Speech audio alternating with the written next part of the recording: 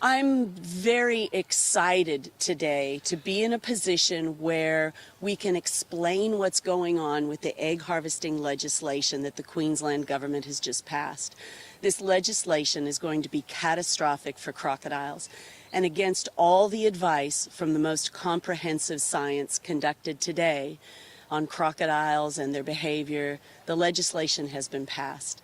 Removing 5,000 eggs from the wild this year will be a huge detriment to the apex predators that need our protection. And on the world stage, it's incredibly disappointing and embarrassing. So hopefully Australia can stand up and say, we understand. There may not be a lot that I can do as one person with things like climate change, but as one person, I can sign a petition, I can talk to the politicians, and I can say, let's protect our vulnerable wildlife and not further compromise them. Why is this such a bad thing? The average person that's sitting at home that doesn't know anything about crocodile populations and what this means, why is this so bad? Yeah, well, the removal of 5,000 eggs from the wild population of crocodiles is a really catastrophic number, because if you think 5,000 eggs, that's 5,000 crocodiles that could possibly be hatching out. And by removing such a huge quantity, you're really putting the entire ecosystem at risk. With all of the research that we've done over the years and all of the time and effort and money that my mum and dad put in historically to learning about these animals, we found that crocodiles, they really take care of everything within the ecosystem. So by removing that apex predator, you can really see this dramatic knock-on effect with all of the fish, the mud crabs, the mammalian life in the area as well. So you'll see the river systems in northern Queensland that will certainly be affected by this. So that's why we're so passionate about hopefully rolling back this legislation, hopefully making this less severe at least, because if we're removing 5,000 crocodiles from the ecosystem, we'll definitely see dramatic effects very soon. What's your understanding as to why they want to remove the eggs and who wants to remove the eggs?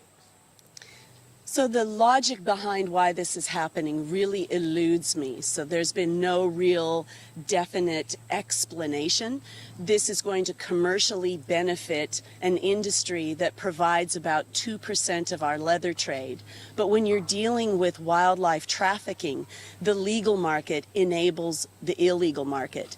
The reason this isn't logical is because there's an opportunity with any captively held animals to DNA track where they come and go. Historically, I've got right now today a page out of a Neiman Marcus catalog from the 1990s indicating that at that time people were able to safari hunt a crocodile and have a chair made out of it.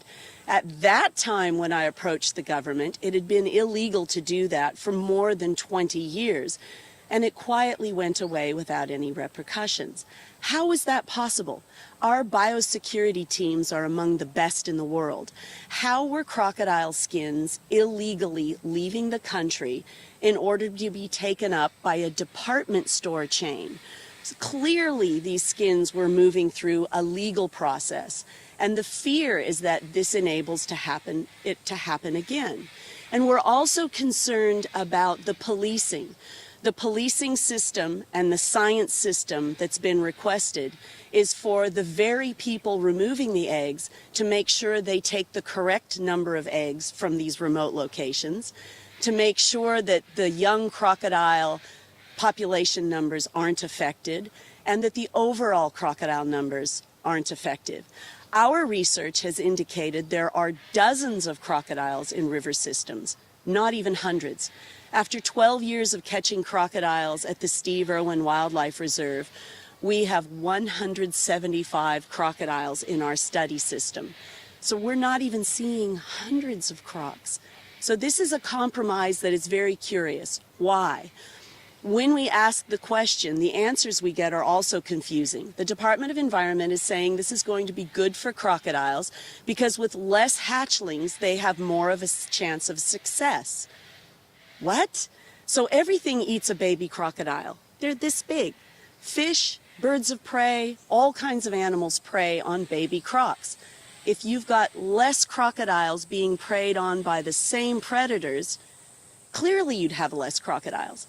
And then the science they're quoting is curious as well. In 26 years, I haven't found the ability to track baby crocs.